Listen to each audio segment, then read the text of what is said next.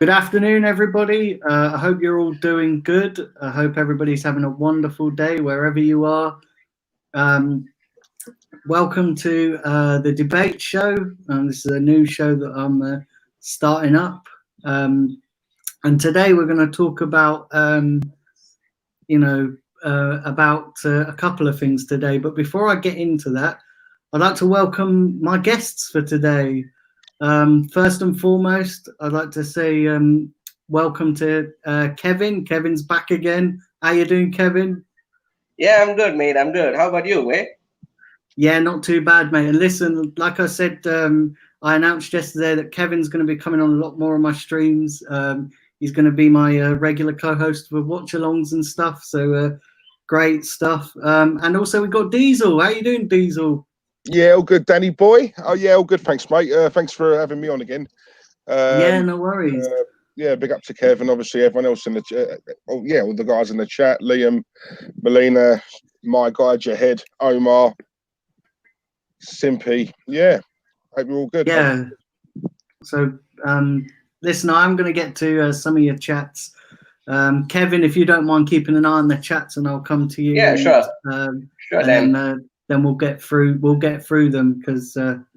But let's get on to what I want to talk about, and obviously we've all seen the news this weekend that obviously Lacazette's been a bit of a naughty boy, inhaling them balloons, and so I want to get you guys' opinions on it first. Diesel, I'm going to start with you. What did you make of it, and what are your initial thoughts on the situation that seems to be unfolding with Lacazette? What was he done? No, I'm joking. I know I'm joking. I've been under a rock then. No, listen. Yeah, I saw it, mate. It's as far as I'm aware, it's the second time I think he's done it. I think the last time he did it with Guendouzi. Listen, I'm gonna say the same thing I've always said. Right, there's always been that myth, or an apparent myth, that footballers are stupid and thick, right? And footballers are the first ones to obviously, try and put that myth to bed and basically say, we're not stupid, we're not thick. How dare you say that about us? But then this is just another classic example of why a lot of people think that. You know what I'm saying? It's stupid. Listen, it's very simple for me, right? These are multi-millionaire footballers, right? Who are living out their dreams, right? And they're getting paid a lot of money in the process. All they're being asked to do is to be sensible, right? Be on their best behaviour and be role models. That's it. Now, in my opinion, I don't think people are asking for a lot, right? That's all they have to do. Once they retire, they can do whatever they want, right? But they're in the public eye, so they're very quick to take all the money and the trappings and the riches, yeah. They're very quick to take that, but there's also they have a responsibility as well, right? And a lot of these players nowadays are just abusing it, in my opinion. I've got no sympathy for him at all.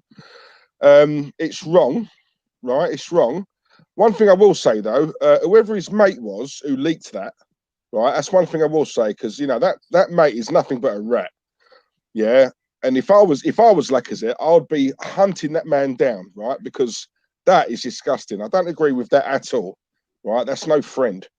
But that's by the by. At the end of the day, he shouldn't have done it.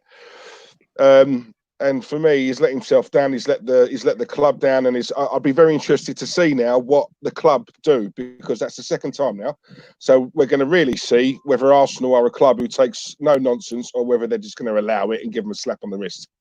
So yeah, I agree. And the club have literally come out and said that apparently they're going to keep it internal. They're aware of the situation, and that they're going to just they're going to deal with it internally. Is that the right thing to do? Possibly. Listen, Lacazette probably feels a bit of an idiot right now. Kevin, what are your thoughts on it? Listen, I know we touched on it briefly yesterday in the watch along, but what are your thoughts on it? Where do you stand?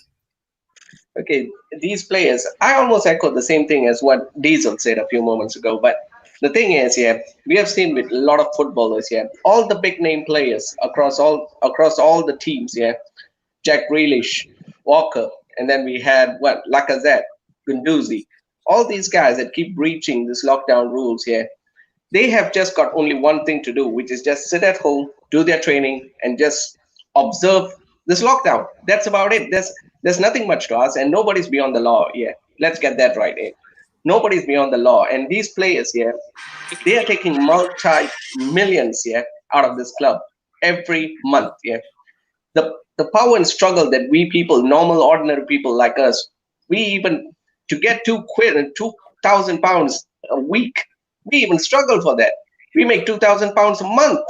That's what we get. And these players, these players are literally taking the liberty out of the club. They are not aware that these journalists and reporters are out there. Yeah, they are going to just use this opportunity to get the best news out of it. They're going to the power of the media is shown right here. Yeah, they're going to make these news the highlight of their day, and they're going to perpetuate. They're going to blow this out of proportion, and clubs is really on the downfall as well, because when we are still unsure why is he doing all this. Is it just for the terms of fun, or is it forcing his way out of the club to just cause some disharmony among the dressing room? I'm not really sure about that yet, because as far as I know, Lacazette also had an eye on moving away from Arsenal as well, because he was also linked with Atletico and kind of a few clubs.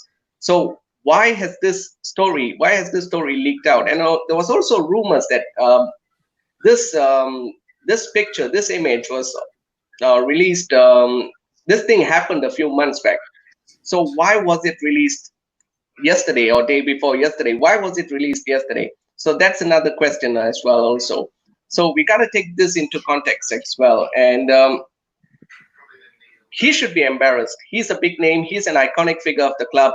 He's one of the key players at Arsenal, and he should be leading by example, as Arsenal now consider many of the youth players, and he should be the one that be setting the example for these youth players. And it's pretty much embarrassing to see that one of the most iconic figures is doing this just to bring himself down. He's embarrassed the club, he's embarrassed himself, and probably has brought down his family as well. Yeah, Diesel, do you want to come back on any of those points? No, just listen. Kev just more or less echoed what I've said, and it's Dan. You know what, right? There's a part of me that looks at it and thinks, that's funny. He's in his house, he's doing that, and there's a little part of me that thinks, whatever we choose to do behind closed doors, I suppose, is our business. You know what I mean? So there is a little part of me that thinks, all right, it's not. Yeah, he shouldn't have done it, but it's not a massive, massive drama. I think that's, to be honest, I think that's how I'm looking at it. He shouldn't have done it, and obviously, irrespective of what I think about or what we think about, he's done wrong. He shouldn't have done it. He's got to set an example and stuff like that. If I'm totally honest, I'm not that bothered. I'm not. I don't think Lacazette's going to be here soon anyway. I think he's going. I mean, because I. Listen, there's no doubt that he's done wrong, but there is a big part of me that thinks that, listen, he's entitled to a private life. Listen, if anybody else done that, we wouldn't be sitting here having this conversation.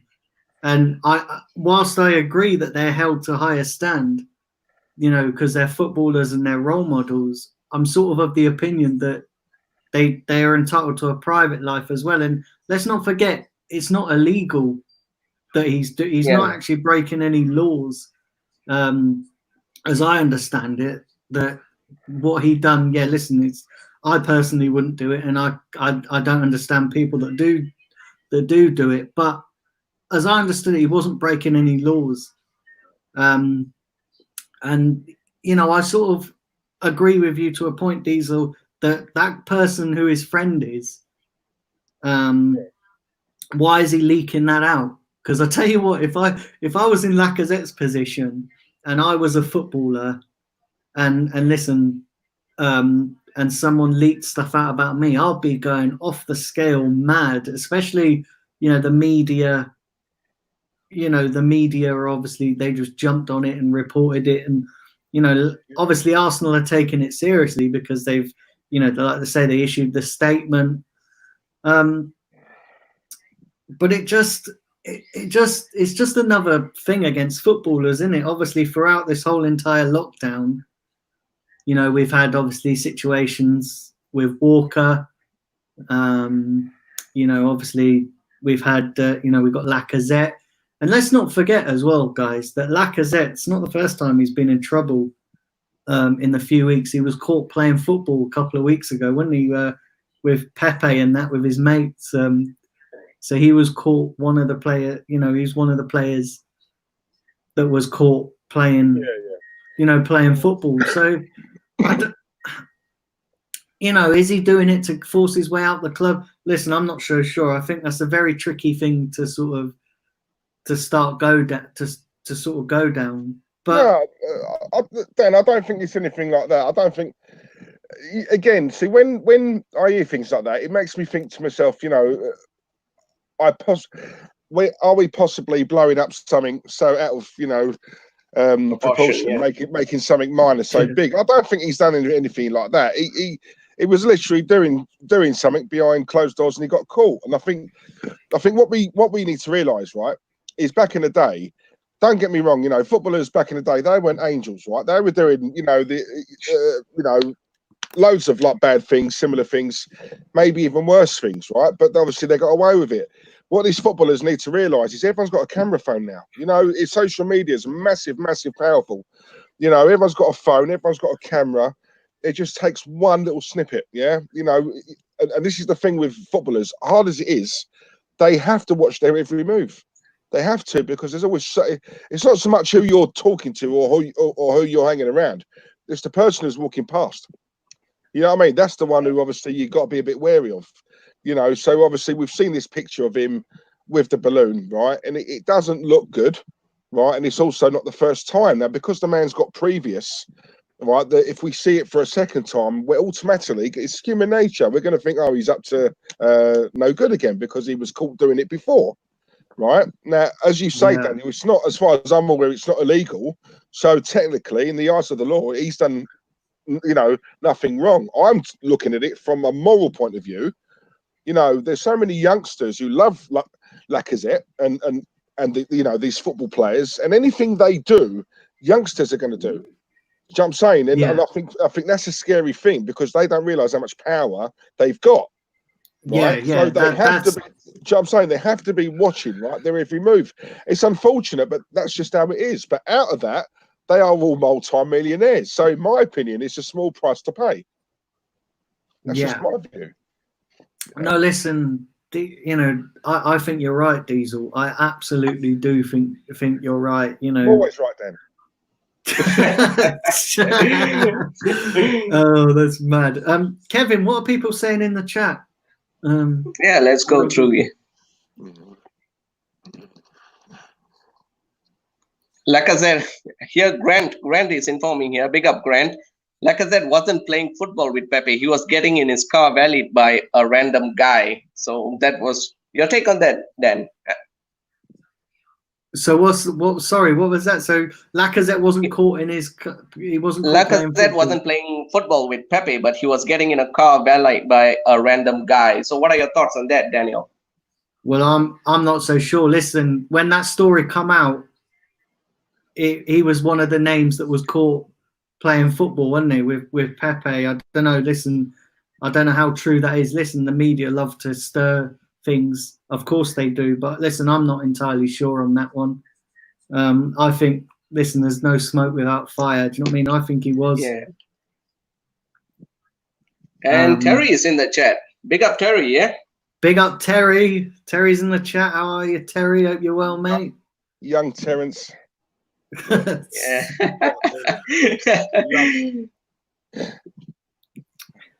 Okay, Omar's come up with a good one here.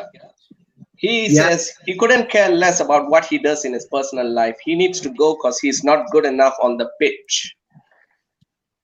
And that's a good point. You know, that is a good point, because irrespective of what he does in his personal life, as long as he this is a reminder from Song Quiz. Hold on. Alexa, challenge time. volume 1.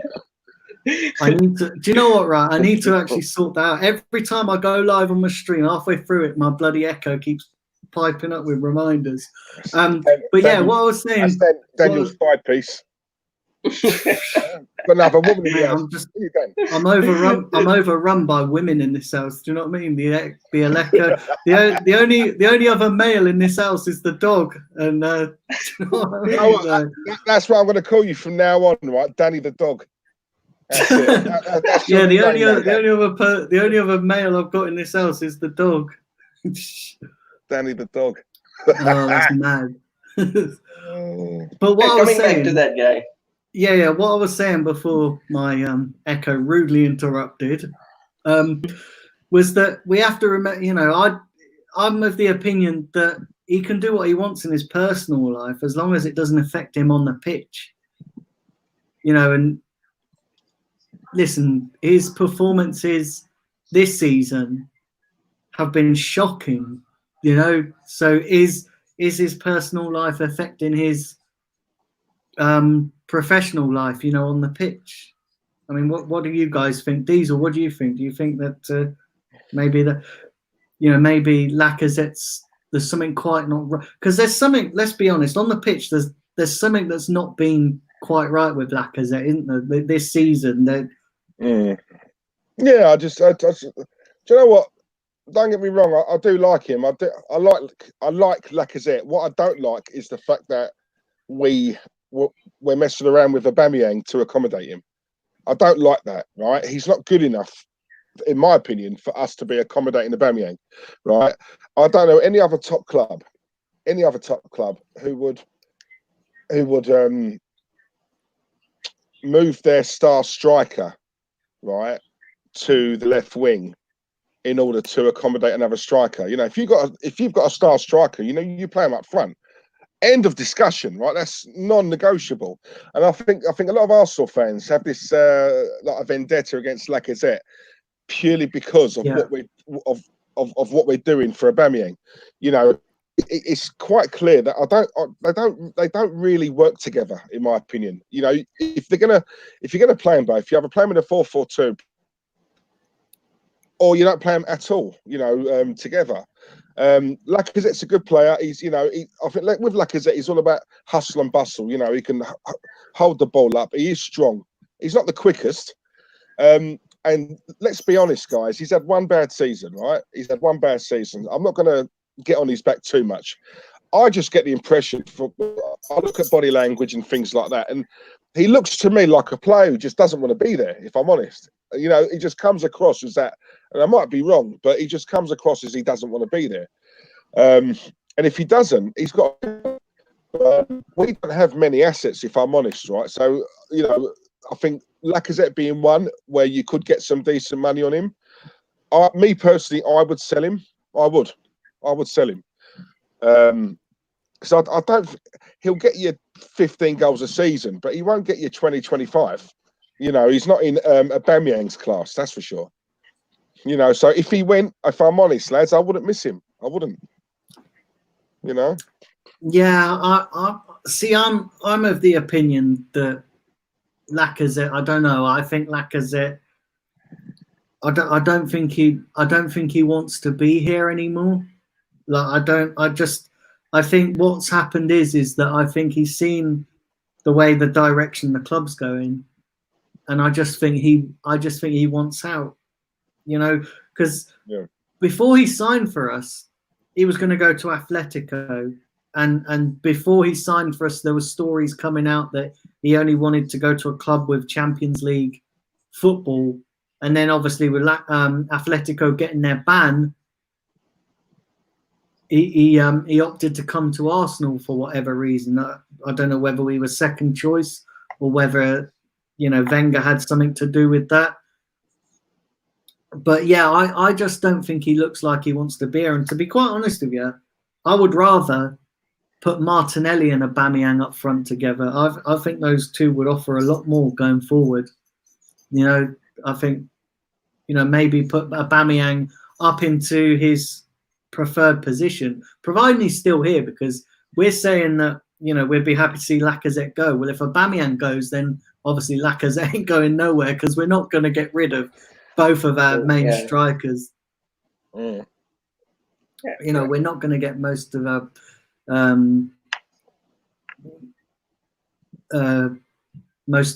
you know, we're not going to get rid of both of our main strikers because, listen, if Arsenal do that, then they are pretty stupid. Now, we know that Arsenal in the past have done some pretty stupid things. Very dodgy decisions. Yes. But yeah, they'd be very stupid. So I'm going to move on to the next topic. And just before I do, though, I do want everyone in the chat, stick a like on this video and keep firing them likes up. And if you're new around here, hit the subscribe button. Like I said, I've got lots of good content coming on the channel. It's about time that I ramp up the content. So the content's going to keep coming thick and fast on this channel. So keep liking and keep subscribing. Yeah, Daniel, Kevin, yeah, I got a very interesting question here. Yeah, this has been also given by Grant McRoberts. He asked here, why our footballers are the only one making stupid decisions? I never seen other people from other sport do stupid things. They really need to wake up. That's an interesting one. Personally, I think maybe because I'm not so sure. Listen, footballers are always high in. Listen, like I say, they're in the public eye, aren't they? But yeah, I'm not so sure. I don't really know how to answer that, if I'm being honest. Diesel, what about you, mate? Yeah, it's whether or not it just doesn't get reported as much. You know, obviously other sportsmen from other sports. I think the thing is as well, I think you have to remember, you know, football is the biggest sport, especially in this country, right? Which means it's highlighted more.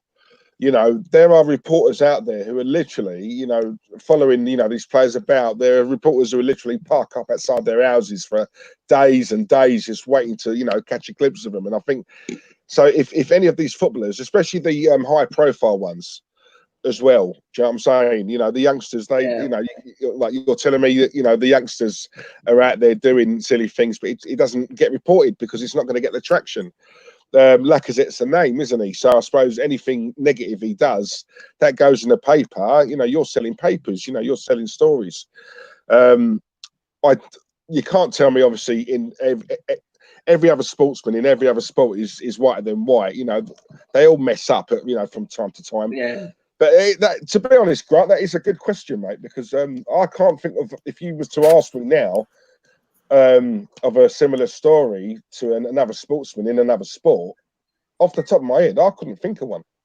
Yeah, listen, Grant, great question. Absolutely brilliant question. So the next topic I want to discuss, guys, is... So we've seen over the weekend, obviously, the return of the Bundesliga. I did a watch along for the Bayern Munich game yesterday. If you haven't checked that out, go and check that out. It was a really good watch along with myself and Kevin. We're both on here. But obviously, with the Bundesliga returning and the reports coming out today that the Premier League is obviously edging closer to return. There are now they're all going into training tomorrow in small groups. What are you guys' thoughts on that? Listen, Diesel, I know I had you on here the other week and you said that you think it's wrong. Yeah. You know, that you think they shouldn't be. But listen, do you think... So the first question I want to put to you is, do you think the Bundesliga handled the situation well over this weekend? And obviously, we've seen a glimpse of what things might be like for the Premier League. What did you make of the Bundesliga first and foremost returning? And did you watch any of the games? And was you paying close attention? Because I sure as hell know the Premier League would be paying close attention to the Bundesliga this weekend. Yeah, I'll be honest, Dan. I think everyone in the world would have been paying close attention to the Bundesliga. Do you know what I mean?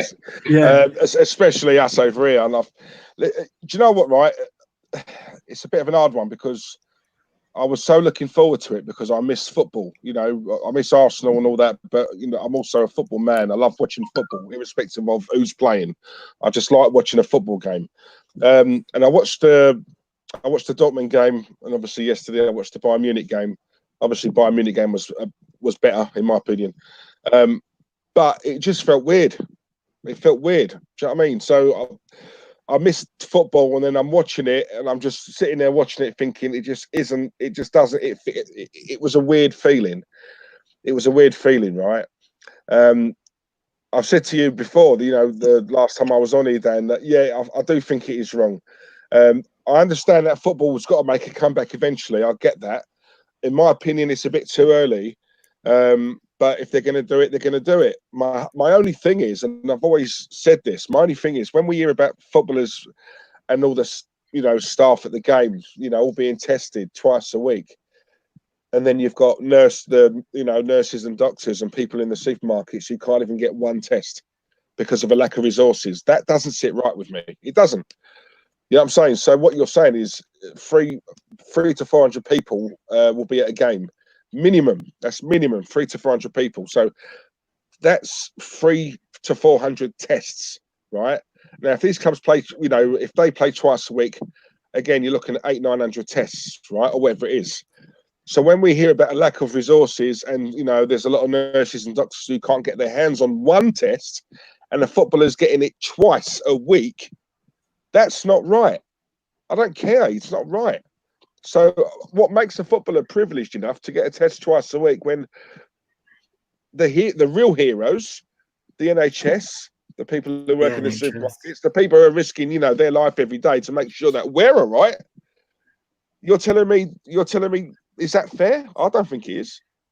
You know, if there was loads and loads of tests, right, to go around, then not a problem, right? There's still 400 to 500 people dying a day. From a moral aspect, is it right to go ahead with the football? Probably not.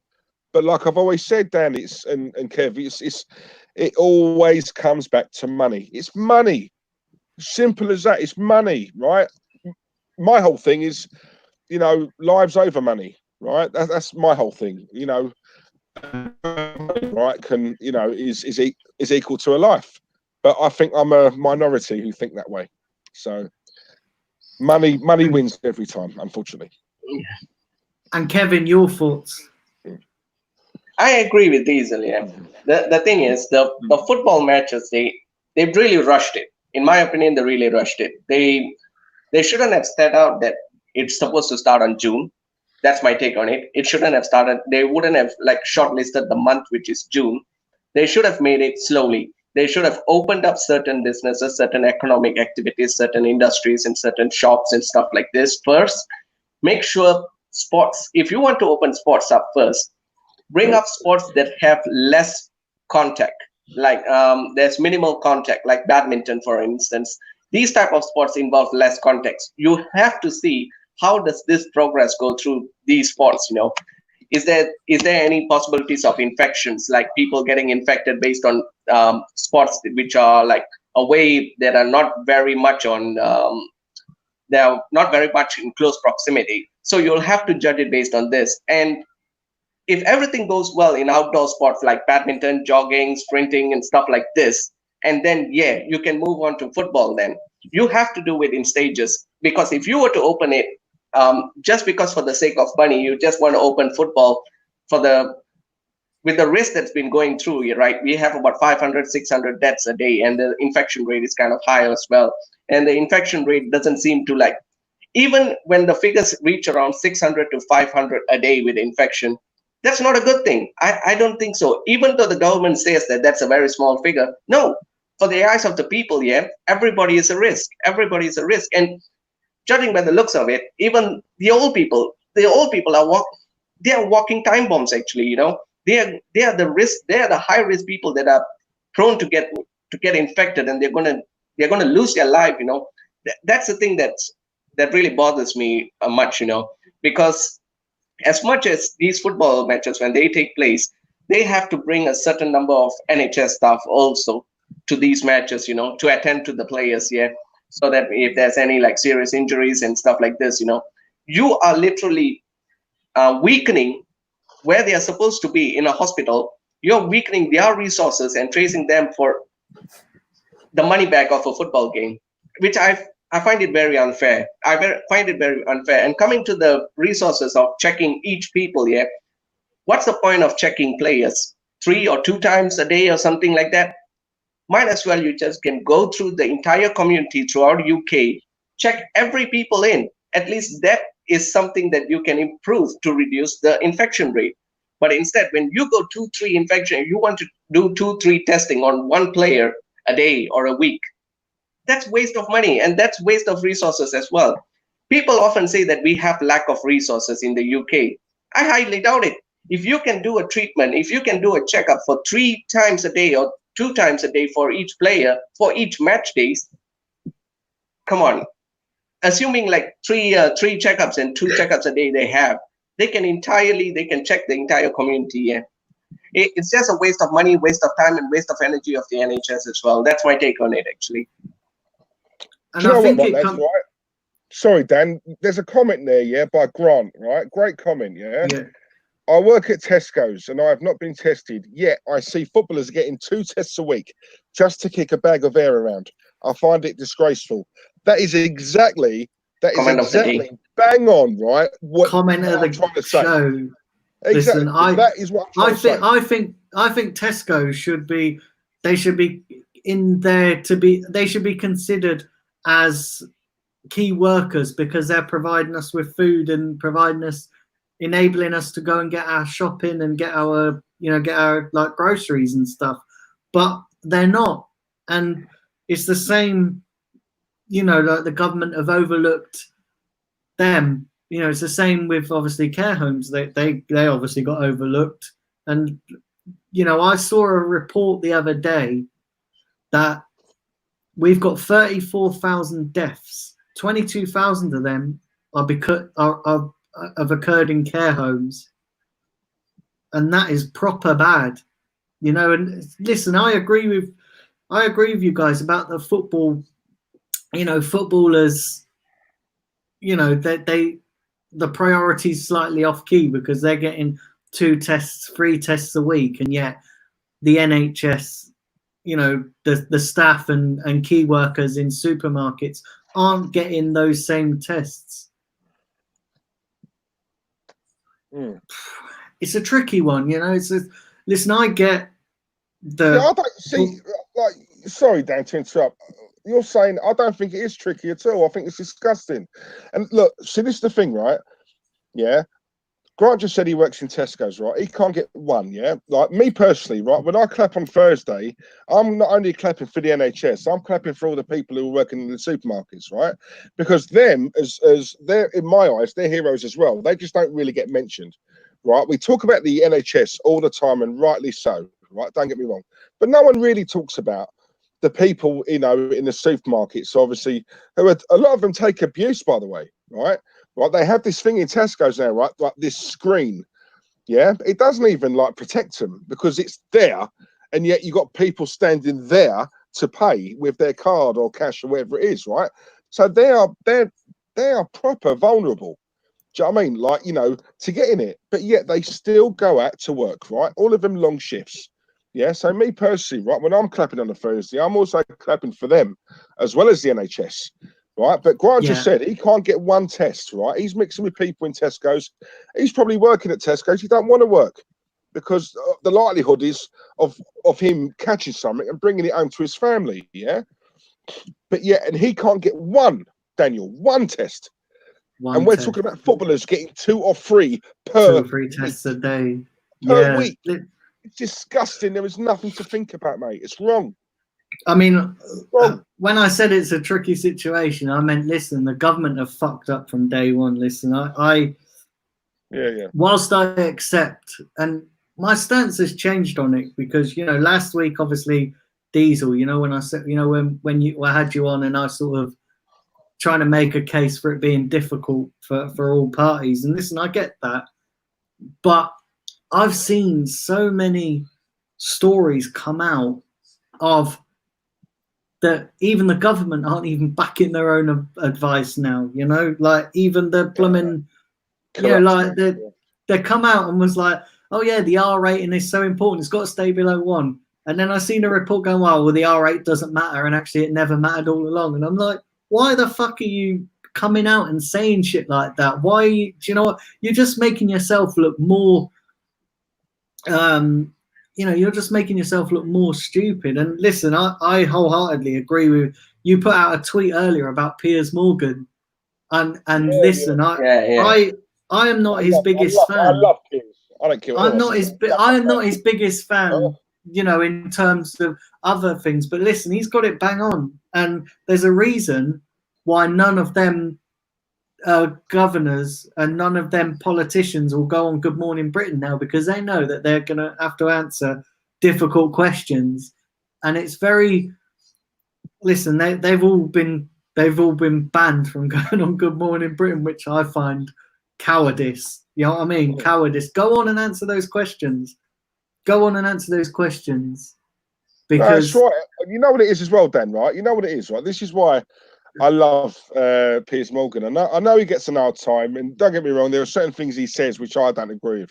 But in terms of this, since this pandemic, he's been the only one, right? The only one who's challenged the government, because I'll be honest with you, I don't trust this government. I think they're corrupt as you like, right? They say one thing one day, say something else the day after, right? So when they say, oh, lockdowns, you know, it's eased now, you can go and visit him or her, I'm not doing any of that, right? Because I don't believe them. I don't believe a word they say.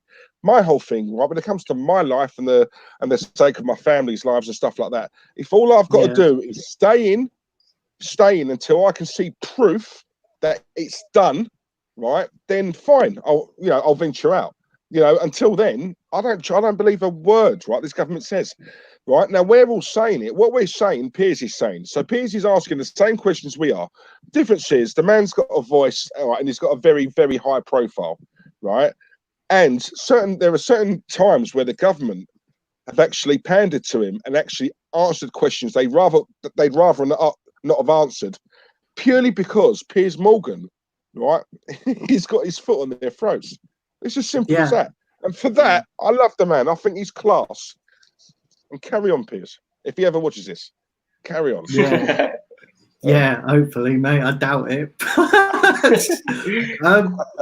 So, Kevin, I want to get your perspective on this as well, because obviously you're over there in Malaysia, and you know, how is your government handling it compared to the UK? How is your, you know, obviously we've sort of gone off topic a little bit about the football, but how is your government handling the coronavirus?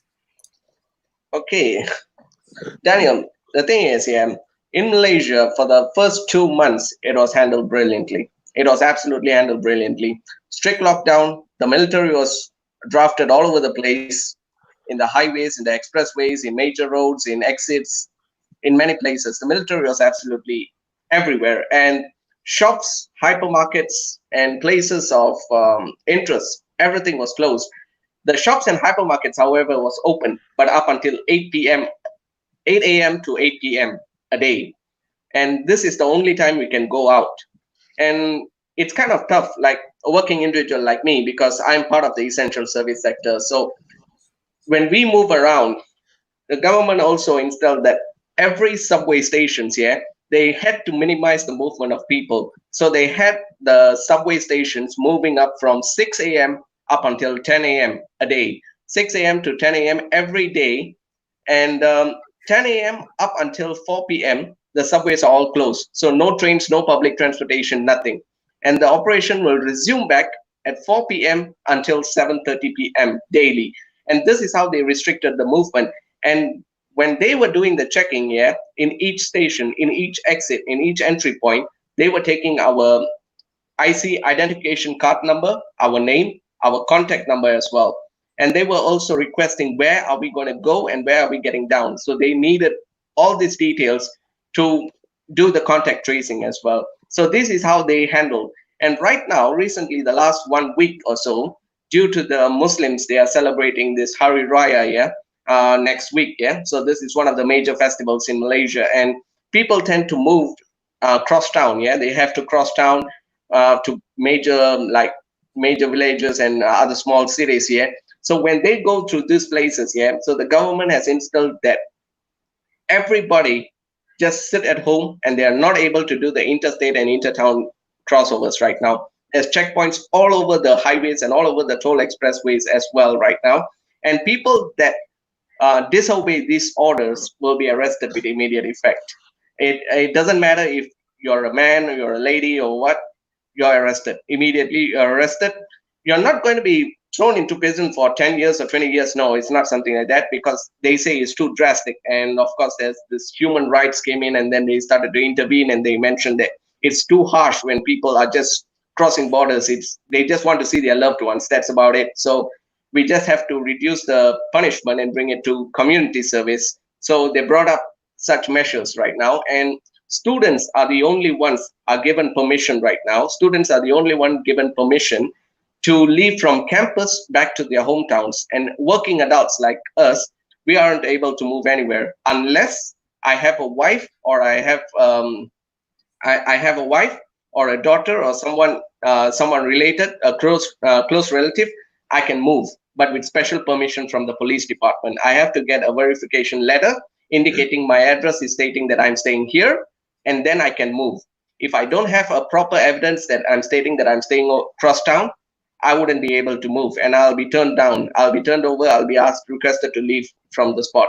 These are the preventive measures that the government is taking. And the cases, believe it or not, has been reduced down to 20 cases a day. 20 cases, and still we are under these measures up until June the 9th.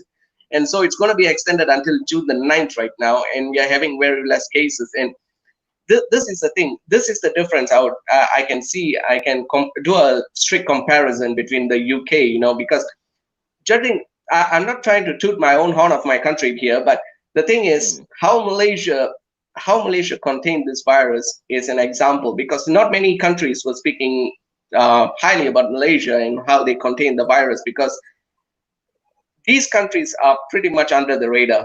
Malaysia's under the radar because the infection, we had one of the highest infection rates in 2 months ago, when we had close to about 5,000 cases, one of the highest in Southeast Asia. And right now we only have 6,000 cases. That's after 1.5 months, meaning to say on average, we only had about 40 to 50 cases a day. And that's how we contain the virus. And stringent measures were supposed to be in place so that the people obey the orders. But I see in the UK that stringent measures are not in place, and people are being just told off. They are not being given the stringent measures. I recently even watched that Claude was mentioning that he'd get the military in, he'd get the tanks in to just blow people up, and that was kind of funny, yeah. But I echo what he say. Because if people don't listen, you have to do that. Am I right, Diesel? Matt, listen, I'll totally agree with you. Kev, you know what it is, right? I'm going to be totally honest with you. The UK, and I'm not afraid to say it, we are a very, very arrogant country. We are, right? There's a lot of idiots over here, right? And when I look at Germany and Malaysia, certain other countries, right, whose people, in my opinion, they respect their government, right? And when the government say it's a lockdown, it literally is a lockdown, right? In my opinion, we've never really had a lockdown over here, right? The government tried to implement it, they got laughed at, right? There are still people in the beaches and the parks and the pubs abusing it.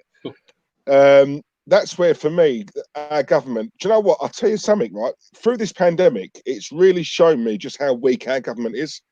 Because what you just said there, Kev, about the military and, and stuff like that, right? We should have had that here, right? From day one, right? But the thing is with us, as soon as the weather's decent and there's a little bit of sunshine, everyone's out. The beaches are packed, right?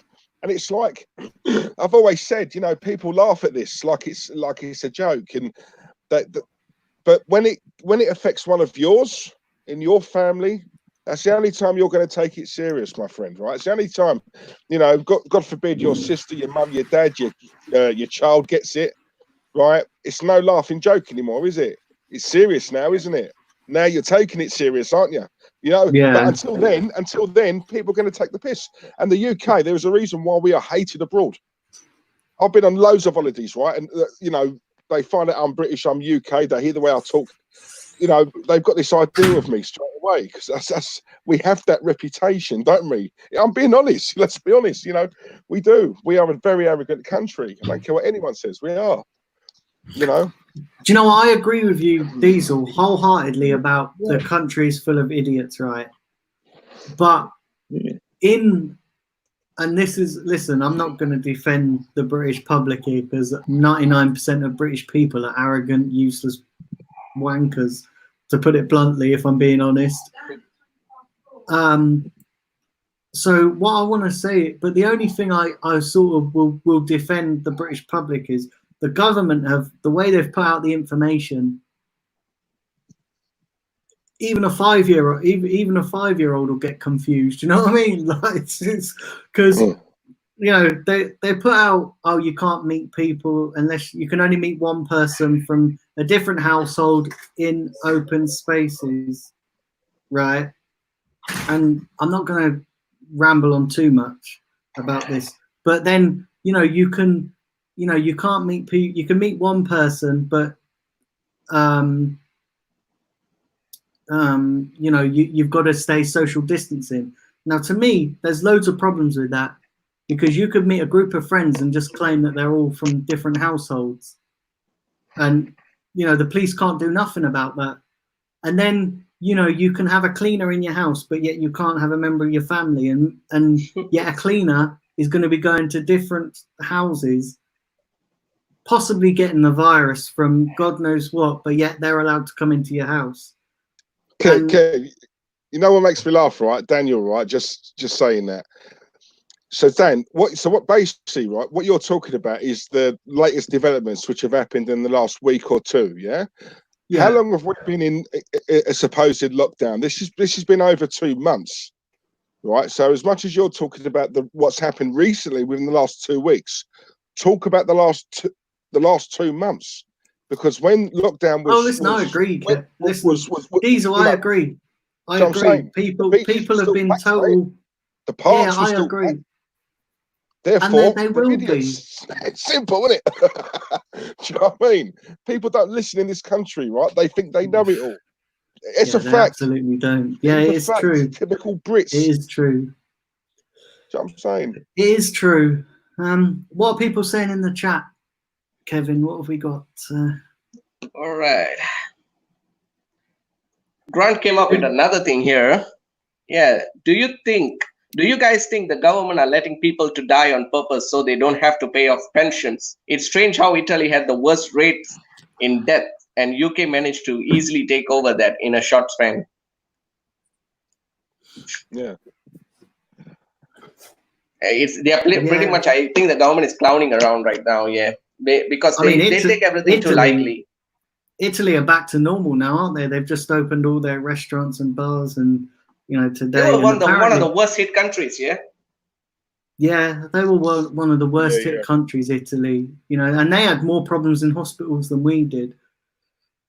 But going back, funny enough, we took over. Yeah, we were meant to be 2 weeks behind Italy. But going back to the football thing, because we've like massively digressed, and I want to end on this. So, do you think, because obviously, like that, you know, do you think it will? I'm going to ask you this before I wrap up because I've just realised the time and I've got to take the dog out for a walk. So, do you think? Danny the dog.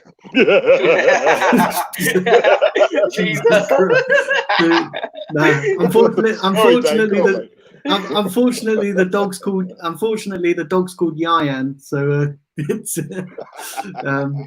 yeah. Apparently, he was raised in Wales, and they gave him a Welsh name. Yayan made an appearance yesterday. Yes, yeah, he did. He jumped up on my lap while I was doing midstream. Yeah. But what I was saying, so I'm going to come to you first, Diesel. Do you think the Bundesliga was a success this weekend under the circumstances? Yeah, on the face of it, I'd say it was. I think a lot of people have been a little bit harsh about it, you know. But it's one game, you know. It's a trial, isn't it? You know, they're trialing it out. Although I will say, mate, it's I think we'll know in a few days whether it was a success or not, because for all we know, there could be a player there who might have contracted it. You know, you don't know. What I've been told is the tests that they've had, these tests are not 100% accurate. That's what I've heard. I don't know if that's true. It wouldn't surprise me. It's not 100%. So, you know, if obviously the weeks go by and obviously, you know, all the German players are fine, then you'd have to look at it as a success. You'd have to. You know, this is how it's going to be now. Unfortunately, it's how it's going to be. I still think fans won't be allowed in the stadiums, in my opinion, for the next 18 months. That's my opinion. So the way I look at it is, this is how it's going to be for the foreseeable future. So as long as no player has contracted it and they came out unscathed and they're fine, then you'd have to class it as a success. You can't really class it as a failure. Yeah, and what about you, Kevin? Just quickly, because I am strapped for time. So I've just seen the time, and oh my God, my friend's coming in a minute to help me take the dog out. So what about? Yeah, it was a success. Yeah, Daniel, it was a success because the thing is, all the players were pretty much jaded. They were not exposed with proper training, and they played it. The game was kind of dull. Let's be honest, all the games were pretty much kind of dull. It wasn't like you saw a lot of mistakes happening in between players. Yeah, it was like more like a pre-match training session. But as long as now all the clubs can see how important the fans are, and it's too late to realize the importance of fans right now when we are in the middle of a pandemic, right? At least now the owners, club owners, football owner, everyone can realize the importance of fans, and how the football match has developed, we can only see in the foreseeable future right now, because as Diesel said a few moments ago, these viruses don't seem to show up instantly.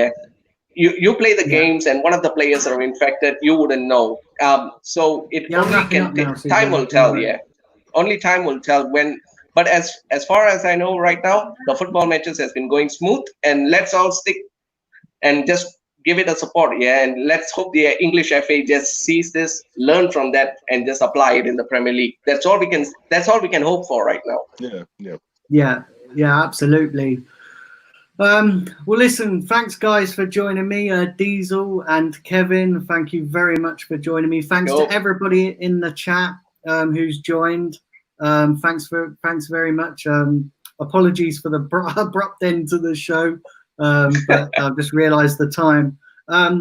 So listen, guys, I'm going to be back tomorrow with my usual stream, and then on Saturday I'm going to be doing a watch along. Going to be doing a watch along for the Dortmund game and the Bayern Munich game. That's good. So yeah, I'm going to be doing a watch along for both of those, so stay tuned. But lots of great content coming, so keep tuned. Like I said, once again, keep subscribing, keep liking the content, and I'll be back tomorrow. Thanks, guys, Kevin and Diesel, for joining me. No worries, mate. Peace out, guys. Take care, guys. Cheers, guys. Take care.